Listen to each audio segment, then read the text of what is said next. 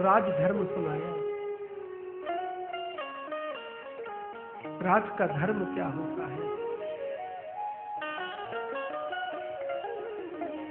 समाज का व्यवहार सिखाया। जितना भी महाराज ज्ञान है, आज भीष्म पितामह ने पूरा रहस्य उजागर कर दिया। और तब तो महाराज वो जिस बेला का इंतजार कर रहे थे, वो समय आ गया।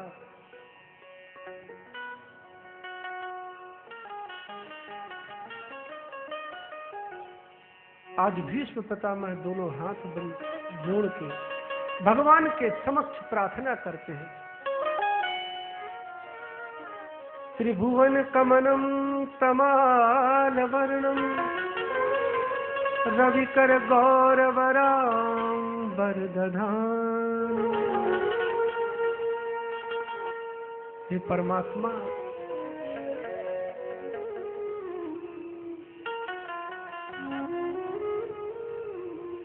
तुम्हारी जितनी महिमा गाऊं उतना कम है। त्रिभुवन में तुमसे जैसा कोई सुंदर नहीं है, और तुम्हारा शरीर तमाल वर्ण का, और उस पे महाराज जैसे सूर्य की रश्मियां होती हैं, बस वैसा ही पीतांबर ओढ़े हुए हैं। कृष्ण, तुम्हारे चरणों में मेरी प्रीति लगी रहे, मैं तुमसे यही मांगता हूं। और आज भीष्म पितामह को वो युद्ध का दृश्य सामने प्रकट हो गया कि कैसे भगवान, जब एक बार दुर्योधन ने मुझसे कहा था कि हे भीष्म पितामह, आप हमारे सेना के सेना नायक हैं, सेनाध्यक्ष हैं, सेनापति हैं, और हमें तो ये लगता है कि आप युद्ध तो हमारे पक्ष में कर रहे हैं, लेकिन साथ आप पांडवों का दे रहे हैं। भीष्म पितामह ने कहा कि नहीं दुर्योधन, ऐसी बात नहीं है। तो दुर्योधन कहते तो फिर कैसी बात है, इतने दिन हो गए अभी तक किसी पांडव का वध नहीं हुआ। तब भीष्म पितामह कहते कि आज मैं संकल्प करता हूं, आज प्रतिज्ञा करता हूं कि मैं कल के युद्ध में एक पांडव को अवश्य ही मारूंगा। आज जब भीष्म की प्रतिज्ञा हो गई महाराज, पांडवों के खेमे में बड़ी हलचल हो गई, बड़ा कोहराम मच गया। क्यों? क्योंकि ये सब जानते हैं कि भीष्म की प्रतिज्ञा बड़ी अटल होती है। आज सबकी नींदें उड़ी हुई हैं, और यहाँ अर्जुन महाराज हैं कि खर्राटे लेके सो रहे। भगवान कृष्ण पहुंचे कि हे अर्जुन उठो, क्या तुमने भीष्म पितामह की प्रतिज्ञा नहीं सुनी? अर्जुन कहते हैं कि भगवान, भीष्म पितामह ने कौन सी प्रतिज्ञा की है ये आप जानिए। क्यों?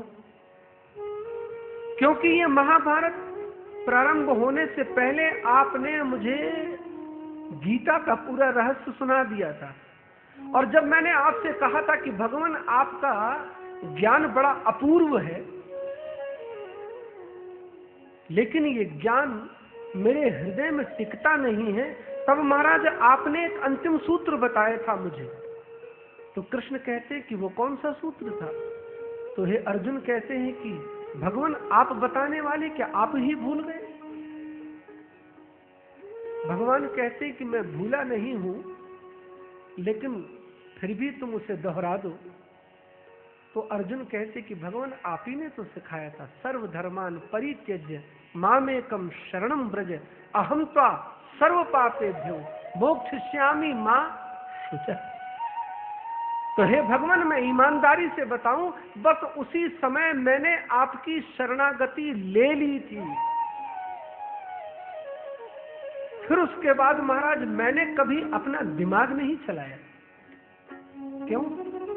उसी समय मैंने संकल्प कर लिया था कि अपने इस रथ की रास में आपको दे दूंगा। और महाराज सारथी बनाना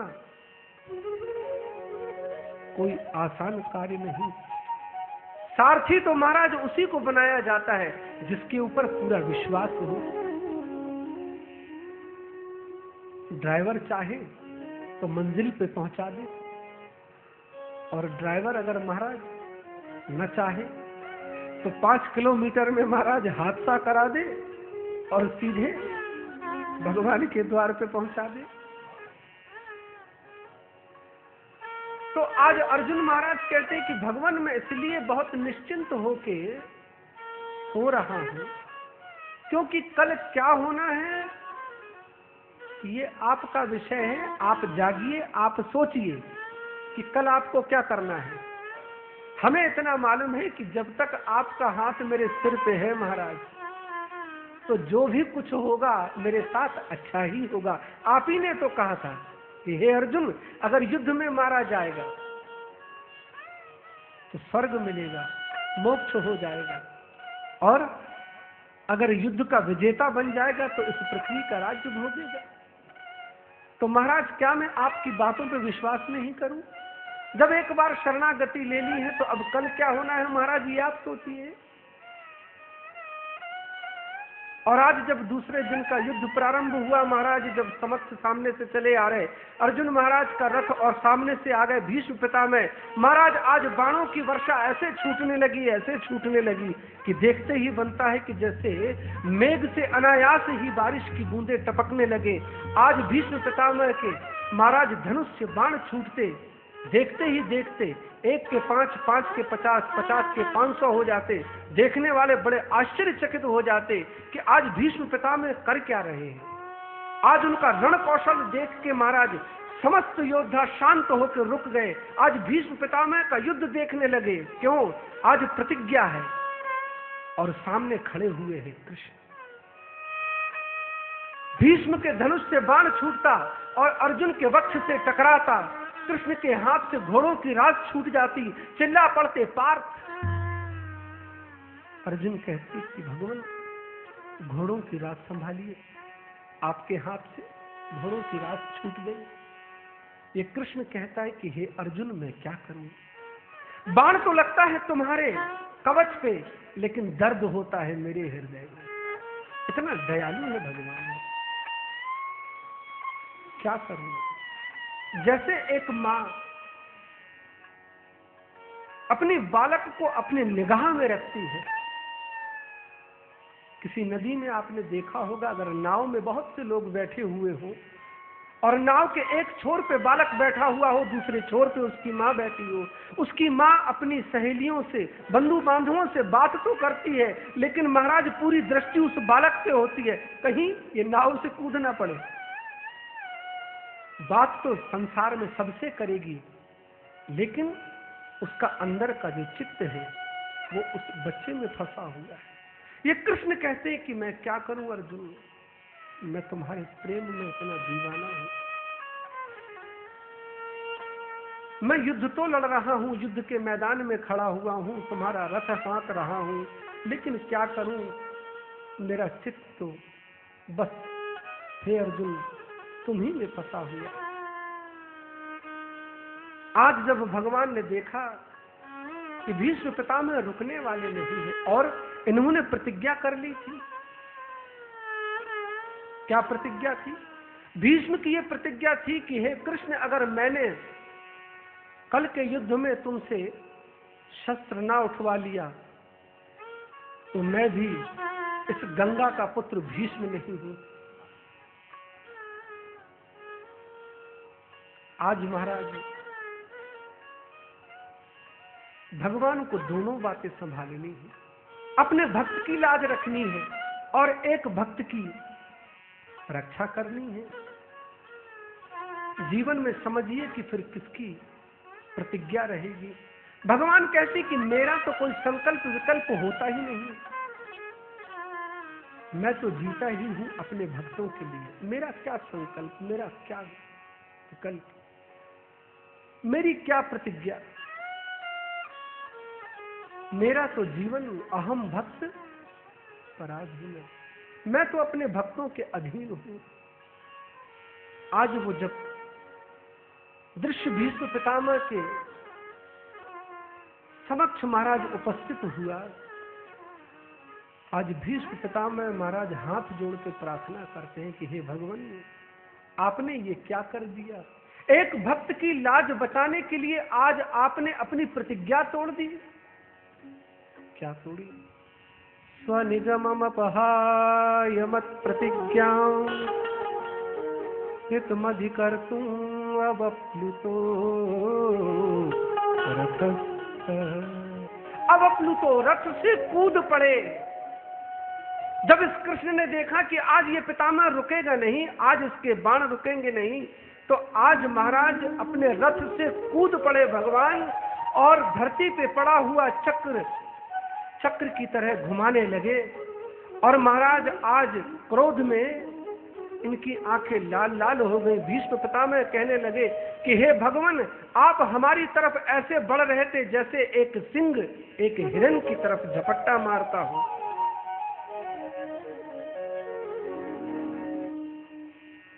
आपका पहना हुआ उत्तरीय वस्त्र पृथ्वी से टकरा के चलने लगा, ये पृथ्वी थर थर कांपने लगी। आज भगवान को क्रोध आ गया। भीष्म पितामह ने एक तरफ तो उतार के रख दिया महाराज अपना धनुष, दूसरी तरफ तुणीर उतार के रख दिया, और आज हाथ जोड़ के प्रार्थना करते हैं कि बस भगवान, कितने दयालु हैं आप, इस भक्त की लाज रह जाए, इस भक्त की प्रतिज्ञा बनी रहे। इसलिए हे नाथ, आपने अपनी प्रतिज्ञा को त्याग दिया। बड़े दयालु। आज भीष्म पितामह कहते हैं कि ऐसे वीर स्वरूप का ध्यान करते हैं कि हे कृष्ण, आपके चरणों में मेरी प्रीति नित्य निरंतर बढ़ती रहे, ये मेरा मन आपके चरण मकरंद का आस्वादन करता रहे और इसे छोड़ के एक क्षण के लिए न जाए। आज ऐसे भगवान वीर नारायण की छवि का ध्यान करते करते आज भीष्म पितामह शांत हो गए।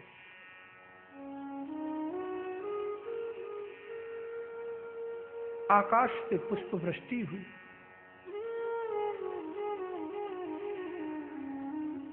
आज एक भगवान का भक्त अपनी प्रतिज्ञा का पालन करता करता अंतिम समय तक अपनी प्रतिज्ञा पे अडिग रह के भीष्म पितामह इस संसार को अलविदा कह के चले गए।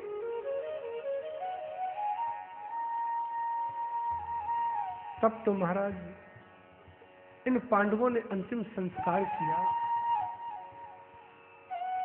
आज सब के सब हस्तिनापुर लौट आए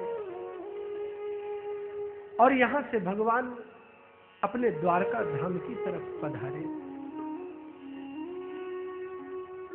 सूत जी महाराज कहते हैं कि हे संतों,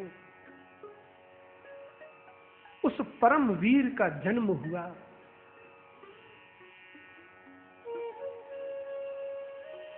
जिस वीर पुरुष के कारण, जिस भगवान के भक्त के कारण श्रीमद् भागवत महापुराण का प्रागट्य हुआ। आज उत्तरा के गर्भ से महाराजा परीक्षित का जन्म हुआ।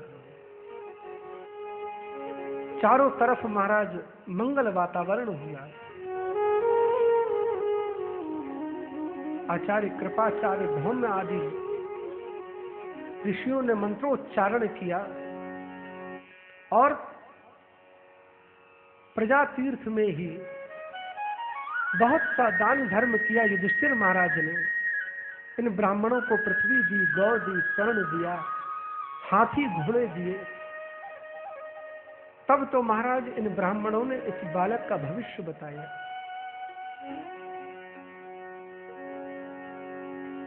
इक्ष्वाकु की तरह प्रजा पालक होगा, भगवान राम की तरह मर्यादा का पालन करने वाला होगा, सहस्त्रार्जुन की जैसे और अपने दादा के जैसे ये महान धनुर्धर होगा, वीर होगा।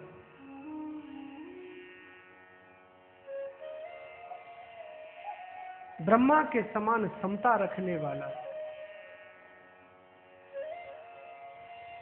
भगवान शिव की तरह ज्ञानी ध्यानी, और विष्णु की तरह पालनहार हो जाओ।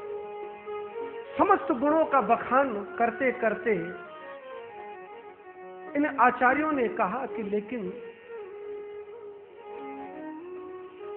इसका शरीर एक ब्राह्मण के श्राप से छूटेगा। जब महाराज ऐसा सुना तो युधिष्ठिर की आंखों से अश्रुपात होने लगे। ये पांडु का वंशज एक ब्राह्मण के श्राप से जाएगा क्यों? क्योंकि महाराज हमारे वंश में तो हम लोगों ने सदैव गौ का, ब्राह्मणों का सम्मान किया। ऐसा इससे कौन सा अपराध हो जाएगा महाराज? लेकिन ये आचार्य कहते हैं कि विधि का विधान ऐसा है। कहा मुनीस सुन हिमवंत, जो विधि लिखियो लीलार, देव दनुज नर नाग मुनि को न मेटन हार। लेकिन महाराज युधिष्ठिर ये कोई मामूली बालक नहीं है। विष्णुना रक्षित है, इसका नाम विष्णुरात है। और जिसका परीक्षण गर्भ में ही हो गया है, इसका दूसरा नाम परीक्षित है। और जिसको एक बार भगवान का दर्शन हो जाए, और इसको तो गर्भ में ही भगवान का दर्शन हो गया है, तो इसकी अधोगति तो हो नहीं सकती। एक अवधूत के मुख से ये भगवान की मंगलमयी कथा सुनेगा महाराज, और भगवत धाम का अधिकारी हो जाएगा। जब इतना महाराज युधिष्ठिर ने सुना तो महाराज हृदय में शांति हो गई कि एक ब्राह्मण का श्राप और एक संत की कृपा से मेरे इस पौत्र का तारण तरण हो जाएगा। दिन दिन राजा परीक्षित समस्त विद्याओं में पारंगत होते चले गए। और यहां महाराज अर्जुन द्वारका में ही है। यहां महाराज युधिष्ठिर को बड़े अपशकुन होने लगे। रात में कुत्ते सियार भौंकने लगे, लोग ताला चाबी खरीदने लगे बाजार में जाके। बड़े अपशकुन होने लगे। युधिष्ठिर को लगा कि ये क्या हो रहा है। और जब कुछ दिनों के पश्चात अर्जुन महाराज लौट के आए, तब युधिष्ठिर ने पूछा कि अर्जुन क्या बात है, तुम्हारे चेहरे से वो तेज कहां गायब हो गया? क्या तुमने कोई ऐसा निंदित कार्य कर दिया? किसी को भूखा छोड़ के क्या पहले तुमने भोजन कर लिया? क्या तुमसे किसी संत ब्राह्मण का अपमान हो गया? न करने योग्य कोई कार्य कर दिया? क्या किसी अगम्य से तुम्हारा गमन हो? आखिर तुमसे ऐसा कौन सा कार्य हो गया है अर्जुन, तुम्हारे चेहरे का तेज समाप्त हो गया? बहुत से प्रश्न पूछे महाराज युधिष्ठिर ने। तब ये अर्जुन महाराज रोता हुआ कहने लगा कि हे भाई, जिसकी कृपा से हम महाभारत के विजेता बने थे, जिसकी कृपा से संपूर्ण पृथ्वी के हम सम्राट बने, आज वो ठाकुर हमें छोड़ के चला गया। आज जैसे ही युधिष्ठिर महाराज ने सुना, इन चार भाइयों ने सुना, महाराज सब मूर्छित होकर गिर पड़े, जीने की चाह छूट गई। अपने पौत्र परीक्षित को राज सिंहासन पे बिठाया महाराज, और सब के सब पांडव चल पड़े।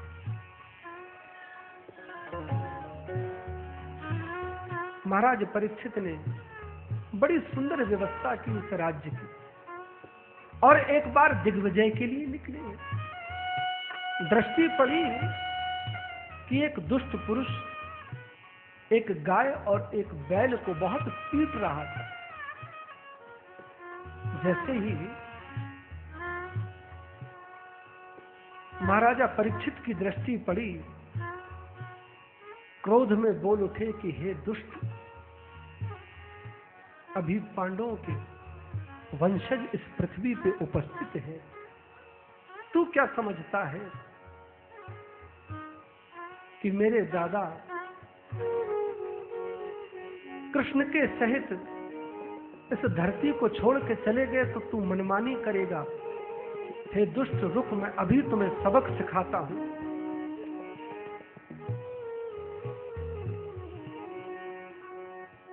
तू निश्चय ही वध करने योग्य है।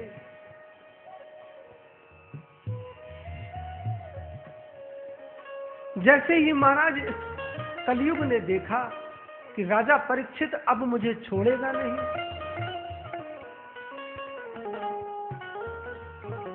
अपना राजवेश उतारा, किनारे रख दिया, राज्य चिन्ह उतारे, पृथ्वी पे रख दिए, अपना सर महाराजा परीक्षित के चरणों पर रख के शरणागत हो गया। तब राजा परीक्षित ने कहा कि अगर तुम हमारे शरण में आ गए हो तो तुम्हें अब भय तो नहीं है, लेकिन हे कलयुग, तू मेरा राज्य छोड़ के मेरे राज्य से बाहर हो जा। क्यों? तुम्हारे जैसा दुष्ट अगर मेरे राज्य में रहेगा तो यहां बड़ा अत्याचार होगा, पापाचार होगा, बड़ा अनर्थ होगा।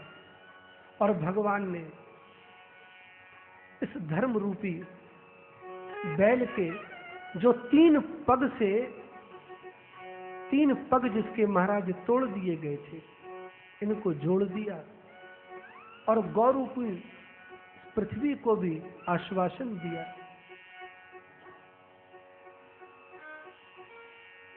आज कलयुग हाथ जोड़ के कहता है कि भगवान, मुझे रहने के लिए कुछ स्थान तो बताइए। महाराज परीक्षित कहते हैं कि हे कलयुग, तुम्हें रहने के लिए मैं 4 स्थान प्रदान करता हूं। पहला, जहां जुआ होता हो, जहां द्यूत होता हो, पहला स्थान है कि तुम वहां पे जाके रहो। दूसरा, जहां शराब खाना हो, मद्यपान होता हो, वहां जाके तुम रहो। तीसरा, जहां बाजार की स्त्रियां रहती हैं, उस स्थान पे तुम जाके रहो। और चौथा, जहां हिंसा होती हो, जहां बूचर खाना हो, जहां वधशाला हो, चौथा स्थान में तुम्हें देता हूं, तुम वहां जाके रहो। तब ये कलयुग कहता है कि महाराज, ये स्थान तो बहुत कम है, मैं आपसे पुनः प्रार्थना करता हूं कि मेरे रहने के लिए कुछ और स्थान बता दीजिए। तब राजा परीक्षित ने कहा कि तुम्हें ज्यादा स्थान देना ठीक नहीं है, लेकिन तुम प्रार्थना करते हो तो एक स्थान में तुम्हें और बता देता हूं कि जाओ, 5वां स्थान मैं तुम्हें स्वर्ण देता हूं, तुम स्वर्ण में वास करो। स्वर्ण का अर्थ सोना भी होता है और स्वर्ण का अर्थ अत्यधिक धन भी होता है। जीवन में याद रखें, अगर पुरुष को सत्संग करना है, भगवान का भजन करना है, इन 5 चीजों से बहुत दूर रहना चाहिए। जुए से बहुत दूर रहे, शराब से दूर रहे, बाजार की स्त्रियों से बहुत दूरी रखे और हिंसा से दूर हो, मांस इत्यादि का सेवन न करे। और भगवान ने अगर मान लीजिए कि आपके ऊपर बहुत कृपा कर दी है, धन की बरसात कर दी है, आप बहुत बड़े धनपति हो गए हैं, तो जीवन में याद रखिए, नहीं असको जन्मा जग माहि, प्रभुता पाए जाए मदन। क्यों? पैसे का भी बड़ा मद होता है महाराज। बहुत पैसा होगा तो अनाप शनाप करके महाराज बड़ा पद हासिल कर लेगा, और जब उच्च पद पे ये आसीन हो जाता है महाराज, तो फिर छोटे मोटे लोगों को कीड़ा मकोड़ा समझता है, पाप प्रारंभ हो जाता है। और जब पाप प्रारंभ हो जाता है तो महाराज बस विनाश की लीला प्रारंभ हो जाती है। तो भगवान अगर बहुत धन दे, इसको धर्म में लगा लो। धन की दो ही गति होती है, या तो धन महाराज धर्म में खर्च होगा, और अगर धर्म में खर्च नहीं हुआ धन तो महाराज अधर्म में तो जाएगा ही। इस कलयुग को लगा कि इस परीक्षित को रास्ते से हटाने के लिए महाराज अब मेरे पास शस्त्र तो आ ही गया। जैसे ही इन्होंने कहा कि स्वर्ण में तुम्हारा स्थान हो जाए, तो महाराज स्वर्ण के सिंहासन पे तो बैठते ही थे। स्वर्ण के सिंहासन पे बैठते ही महाराज धीरे धीरे इनकी रजोवृत्ति होने लगी। इसके पहले कभी वन में जाके शिकार नहीं किया था। लिखा है, एकदा धनुरुद्यम्य विचरन् मृगयाम बने। आज महाराज इनका मन हो गया, तो इन्होंने अपने दादा के द्वारा जीता हुआ जरासंध का मुकुट संदूक से खोला और पहन के देखा। बड़ा सुंदर मुकुट है, आज इसी को पहन के चलना चाहिए। और जैसे ही जरासंध का मुकुट पहना महाराज, बस बुद्धि घूम गई।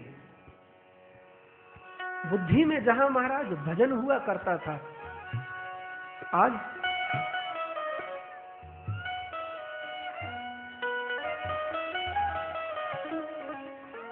संसार प्रवेश कर गया।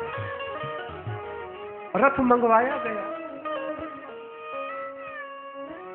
बाण सुनील और धनुष सजाए गए।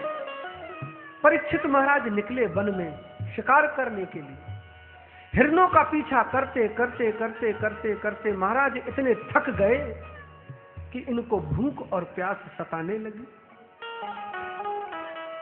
भूख प्यास के मारे ये इतने विवल हो गए।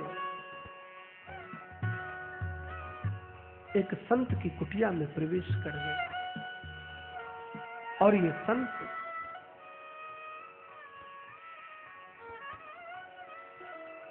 मन से, वचन से, कर्म से अपने प्राणों को, इंद्रियों को वश में करके ये भगवान का ध्यान कर रहे थे। राजा परीक्षित भूख प्यास में इतने व्याकुल हुए कि इन्होंने महाराज बहुत आवाज लगाई। जब इनको वहां से कोई उत्तर प्राप्त नहीं हुआ, जब इस महर्षि ने कोई जवाब नहीं दिया, तो राजा परीक्षित को बड़ा क्रोध हुआ और यूं तमतमाते हुए गुस्से में बाहर निकले। धनुष की नोक से मरे हुए सर्प को उठाया महाराज और इस शमीक ऋषि के गले में डाल के महाराज ये चल दिए। और मन में विचार करने लगे कि कहीं ऐसा तो नहीं कि ये संत सोच रहे हों कि हमें इन राजाओं से क्या लेना देना। कहीं ऐसा तो नहीं कि झूठ मूठ में हमारी बात सुनी हो और जवाब न दिया हो, समाधि का बहाना करके ये मौन होकर बैठ गए हूं। बड़े अनर्गल विचार आने लगे। और इतने में तो महाराज इसकी कुटिया के पास जब कुछ छात्रों ने देखा कि एक राजा ने हमारे गुरुजी का अपमान कर दिया, दौड़ते दौड़ते हुए गए और जाके शमीक के पुत्र श्रृंगी को बता दिया कि एक राजा आए थे, उन्होंने मरा हुआ सर्प अपनी धनुष की नोक से उठाया और हे श्रृंगी तुम्हारे पिता के गले में लगाए और चले गए। तब तो महाराज कौशिकी नदी में इस श्रृंगी ने स्नान किया, आचमन किया और संकल्प किया कि अगर ये सत्ताधारी समझते हैं कि हम लोग बहुत बड़े बलवान हैं, तो आज मैं दिखाता हूं कि हम तपस्वी तुमसे कम नहीं है। अगर हम तपस्वी चाहें तो तुम्हारा राजपाट रह नहीं सकता। आज मैं भी इन्हें अपने बल का प्रभाव दिखाता हूं। अगर ये राजा है तो मेरे पिता भी किसी महाराजा से कम नहीं। आज महाराज इन्होंने कौशिकी नदी से अंजलि में जल भरा और अपनी वाणी का वज्र प्रयोग किया कि हे राजा, तुम इतने मतवाले हो गए, मर्यादा का तुमने उल्लंघन कर दिया। तक्षका सब आज से 7वें दिन ये जो मरा हुआ सर्प तुमने मेरे पिता के गले में डाल दिया है, आज से ठीक 7वें दिन तक्षक नाम का सर्प तुम्हें डस लेगा, जिससे तुम्हारी मृत्यु हो जाएगी। आज ऐसा श्राप दे डाला। और जैसे ही राजा परीक्षित को यह श्राप हुआ, और इतने में तो महाराज कुटिया के पास बड़ा कोलाहल होने लगा। महाराज संत शमीक की समाधि भंग हुई। उन्होंने पूछ लिया इन बालकों से कि क्या बात है, हे पुत्र तुम रुदन क्यों कर रहे हो, क्यों रो रहे हो, ऐसा क्या हो गया? ये श्रृंगी कहने लगा कि हे पिताजी, एक राजा ने आपका अपमान कर दिया, जिसको मैं सहन नहीं कर पाया, और मैंने उस राजा को श्राप दे दिया। और जैसे ही श्राप का वृतांत संत शमीक ने सुना, महाराज ध्यान लगा के देखा कि कौन राजा आया था। और जैसे ही ध्यान लगाया तो महाराज अपने पुत्र से कहने लगे कि हे पुत्र, तुमने बड़ा अनर्थ कर दिया। तुमने जिसको श्राप दिया कोई और नहीं, महाराजा परीक्षित थे, जो हमारी कुटिया में पधारे थे। हे पुत्र, तुमने बड़ा अनर्थ कर दिया। क्यों? राजा के न रहने से प्रजा बहुत दुखी हो जाती है, चोर उचक्के डकैत बढ़ जाते हैं, बड़ी दुर्घटनाएं होने लगती हैं, बड़ा हाहाकार हो जाएगा। और इतना धर्मात्मा राजा जिसको तुमने श्राप दे डाला। आज राजा परीक्षित का हित करने के लिए महर्षि शमीक जी ने अपने 2 छात्रों को भेजा कि जाओ जाके राजा को सूचना कि आज से ठीक 7 दिवस के बाद तुम्हारी मृत्यु होनी है।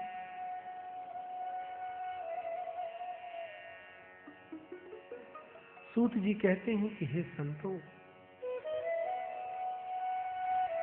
परीक्षित कोई और नहीं, हम सब परीक्षित ही हैं। हमारी भी मौत इन 7 दिन के अंदर ही होनी है। किसी की सोमवार को होगी, किसी की गुरुवार को होगी, किसी की रविवार को होगी। मृत्यु तो महाराज इन 7 दिनों में ही होनी है। आज जैसे ही इन बालकों ने आके महाराज परीक्षित को यह समाचार सुनाया, और इसके पूर्व जैसे ही राजा परीक्षित जी अपने राजमहल में पहुंच गए और इन्होंने मुकुट उतार के रखा, तो महाराज आज बहुत पश्चाताप करने लगे कि ये मुझसे इतना बड़ा पाप कैसे हो गया। पांडवों का वंशज, हमारे वंश में तो हमेशा संतों महंतों का, ब्राह्मणों का सम्मान किया जाता है। आज मुझसे इतना बड़ा अपमान। ग्लानि से भर गए राजा परीक्षित, और मन में विचार करने लगे कि हे भगवान, ये घृणित देह मुझसे छूट जाए तो बहुत अच्छा। क्यों? इस देह से इतना बड़ा पाप हुआ, अब इस शरीर को मैं रखना नहीं चाहता। अपने आप से घृणा होने लगी, आत्मग्लानि में डूब गए। इतने में तो महाराज इन छात्रों ने आके बता दिया कि राजन सावधान, शमीक के पुत्र श्रृंगी का आपको श्राप हो गया है। आज से 7 दिवस के बाद आपकी मृत्यु होने वाली है। महाराज जैसे ही वचन राजा परीक्षित ने ये सुना कि आज से ठीक 7वें दिन मेरी मृत्यु होने वाली है। महाराज राजा परीक्षित जी उठे और नाचने लगे। अपनी मृत्यु को सुन के कोई नाचे, कोई प्रसन्न हो। संत कहते हैं कि हाँ, जिसका संत हृदय होगा महाराज, वो निश्चित रूप से कब मरूं कब पाऊं पूर्ण ब्रह्मानंद।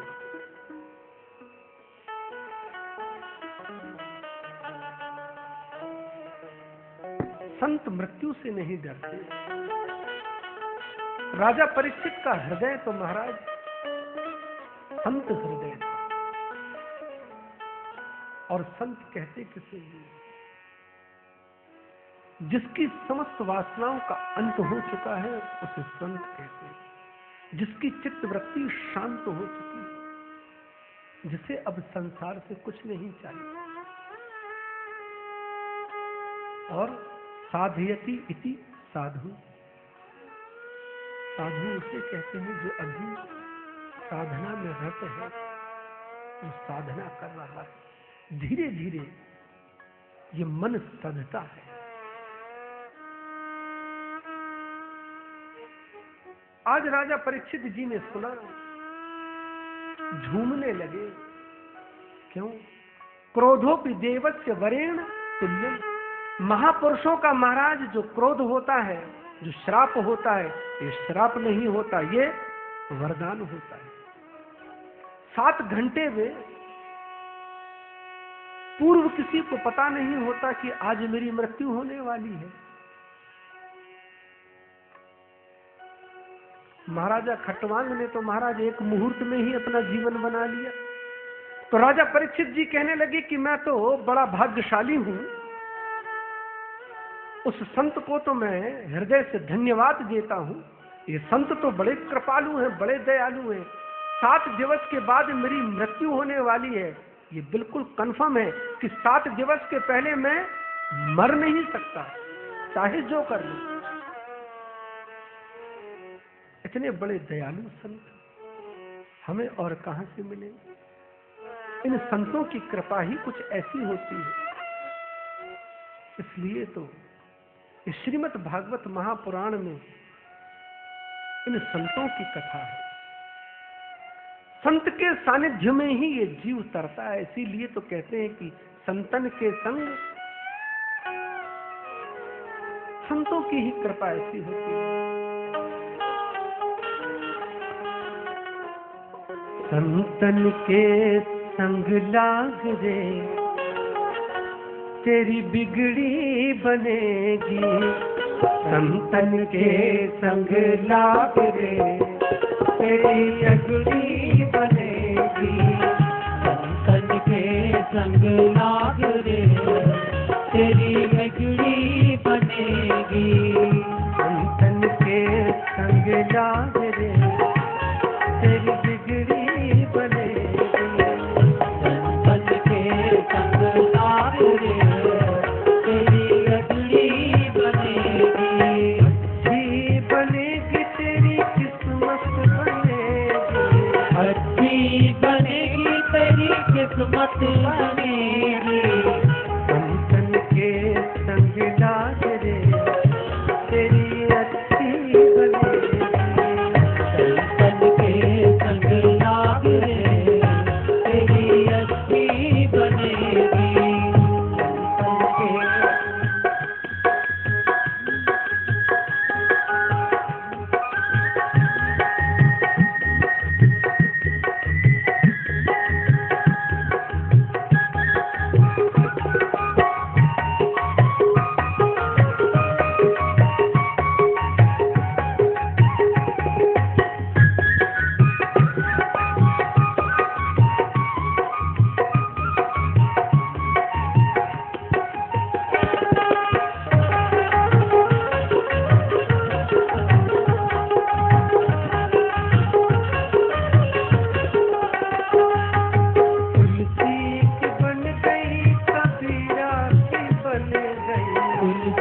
की बन गई कबीरा की बन गई, तुलसी की बन गई कबीरा की बन गई, तुलसी की बन गई कबीरा की बन गई।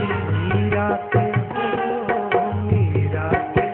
खुल गए भाग रे, तेरी अच्छी बनेगी। मीरा के खुल गए भाग रे, तेरी अच्छी बनेगी। संग के संग जाग रे, तेरी अच्छी बनेगी। संतन के संग नाग रे, तेरी अच्छी बनेगी। की बन गई प्रहलाद की बन गई, रूप की बन गई प्रहलाद की बन गई। केवट के हो केवट के खुल गए भाग रे, तेरी अच्छी बनेगी। केवट के खुल गए भाग रे, तेरी अच्छी बनेगी। संतन के संग जाग रे, तेरी अच्छी बनेगी। संतन के संग नाग रे, तेरी अच्छी बनेगी।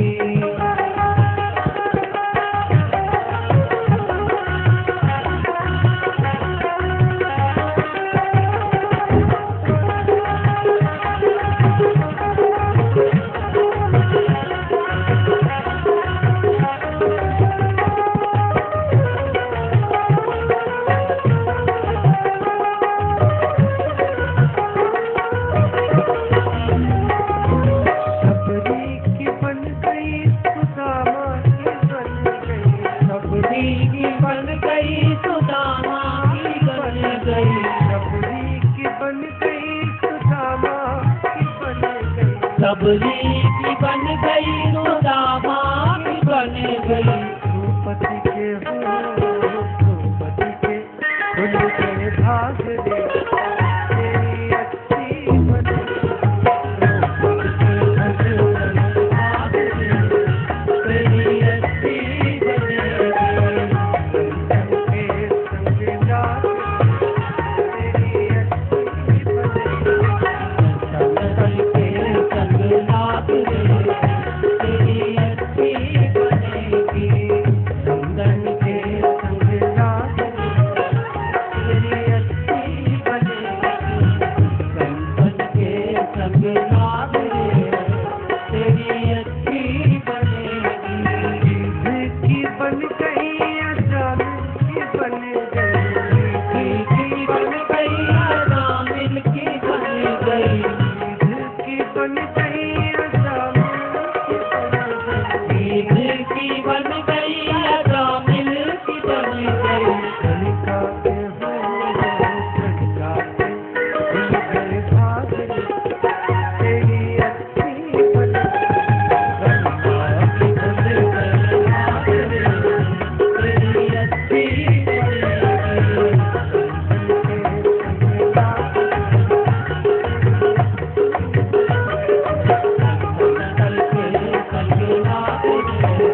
तेरी अच्छी बनेगी। संतन के संग नाग रे, तेरी अच्छी बनेगी।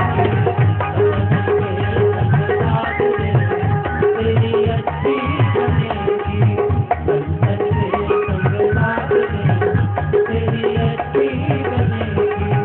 संतन के संग नाग रे, तेरी अच्छी बनेगी। संतन के संग नाग रे, तेरी अच्छी बनेगी। बोलिए संत भगवान की जय हो। महापुरुष इस दुनिया में बड़े काम को आते,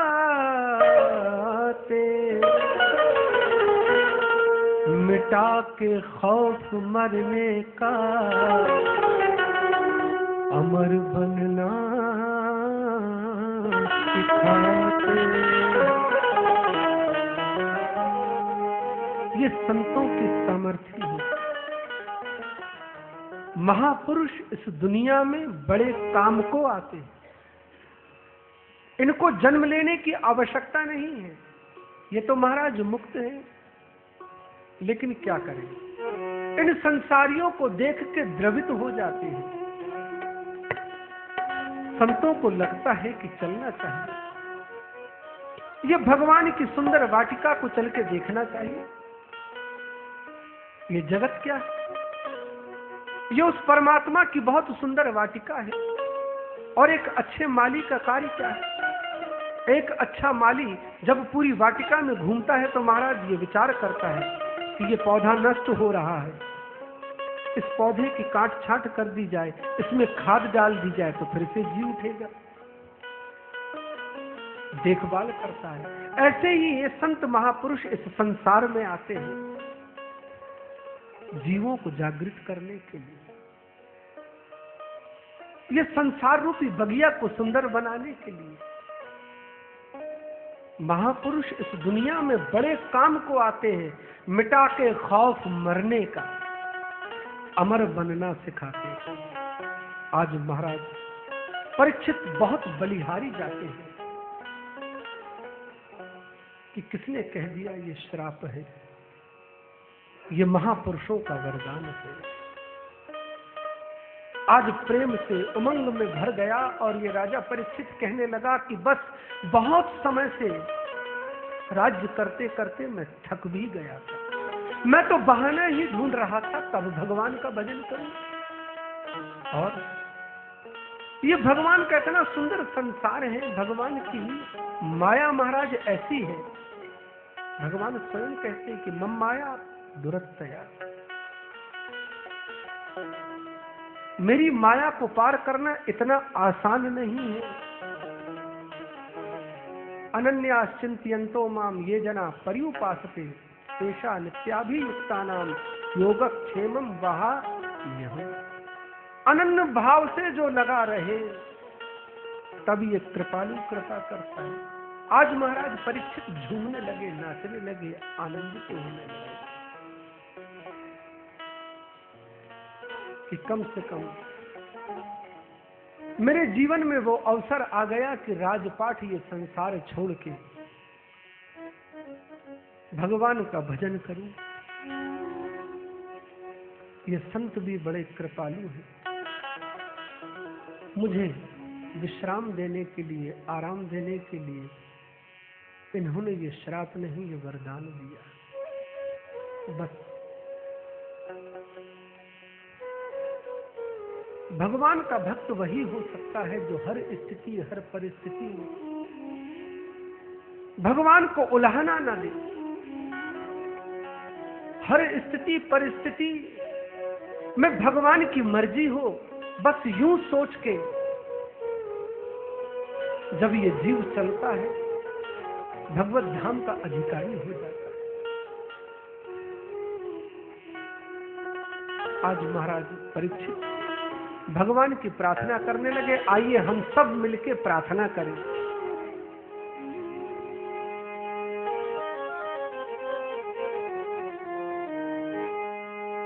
भगवान भला करना,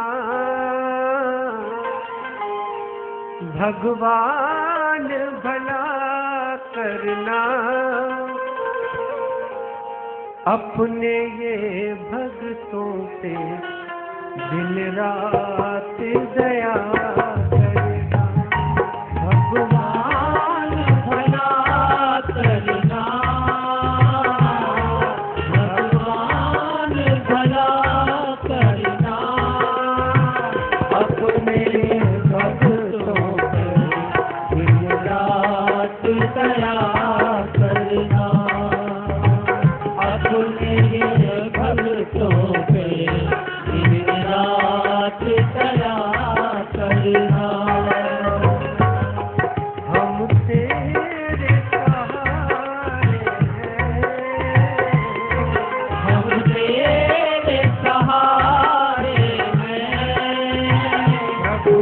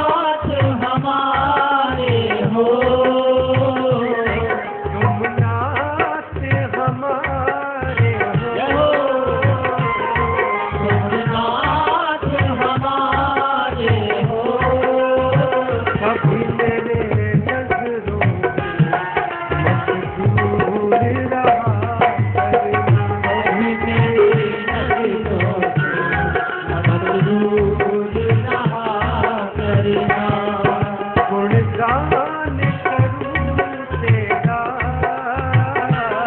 गुणगान करूं तेरा, कान में सुमिरन बस आप रहा करना, कान में सुमिरन बस आप रहा करना, उपकार करो मेरा, उपकार करो मेरा, निर्मल बगिया खिला करना, मेरे मन बगिया में फूल खिला करना।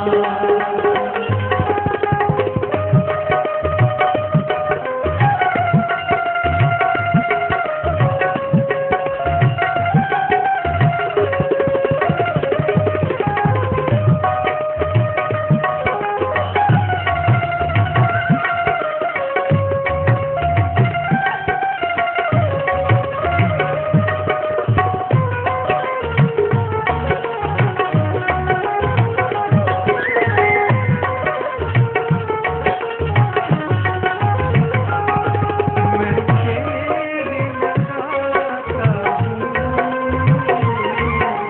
तेरे लगाता हूँ, मैं तेरे लगाता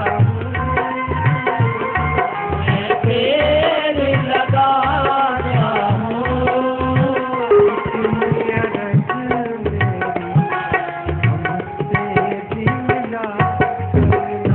दुनिया रज मेरी हमसे भी मिला करना, इतनी भगवान भला करना,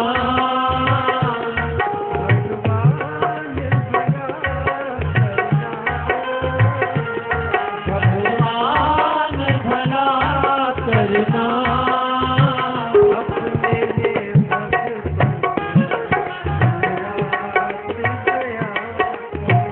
अपने भक्तों पे दिन रात दया करना, अपने भक्तों पे दिन रात दया करना, अपने भक्तों पे दिन रात दया करना, अपने भक्तों पे दिन रात दया करना, अपने भक्तों पे दिन रात दया करना। भक्तवत्सल भगवान की जय हो, वृंदावन बिहारी लाल की जय हो, गंगा मैया की जय हो, सब संतन की जय हो, जय जय श्री श्री राधे, जय जय श्री राधे, जय जय श्री राधे आरती पापियों को पाप से है ताज के, भागवत भगवान की है आरती, पापियों को पाप से है तारती, भागवत भगवान की है आरती, पापियों को पाप से है तारती, भागवत भगवान की है आरती, पापियों के पाप से है तारती, अमृत कंठ ये मुक्ति कंठ ये पंचम वेद निराला, नव ज्योति जगाने वाला, ये अमर ग्रंथ ये मुक्ति कंठ ये पंचम वेद निराला, नव ज्योति जगाने वाला, है कान यही परिधान यही जग के मंगल की आरती, पापियों को पाप से है तारती, भागवत भगवान की है आरती, पापियों को पाप से है तारती, भागवत भगवान की है पापियों को पाप से है तार दे। भागवत भगवान की है आरती, पापियों के पाप को है तार दी। शांति गीत पावन पुनीत पापों को मिटाने वाला, हर तरफ सुखाने वाला।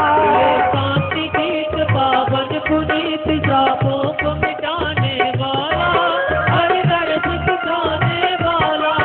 है शुभ करनी है दुख हरनी, ये मधुसूदन की आरती, पापियों को पाप से है तार दे।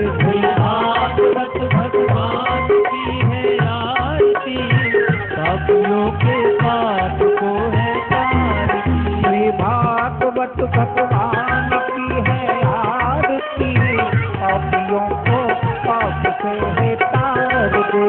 भागवत भगवान की है आरती, पापियों के पाप को है तार दी। ये मधुर बोल जगबंद बोल सन्मार्ग दिखाने वाला, बिगड़ी को बनाने वाला। ये मधुर बोल जगबंद बोल सन्मार्ग दिखाने वाला, बिगड़ी को बनाने वाला। श्री राम यही घनश्याम यही जगे महिमा की आरती, पापियों को पाप से है तार दी। भागवत भगवान की है आरती, पापियों को पाप से है तार दी। भागवत भगवान की है आरती, पापियों के पाप को है तार दी। करोड़ कौरम कन्नाम कारम संसार कारम भोगे संसार संसार संसार भगवान भवानी संसार माला संसार संसार माला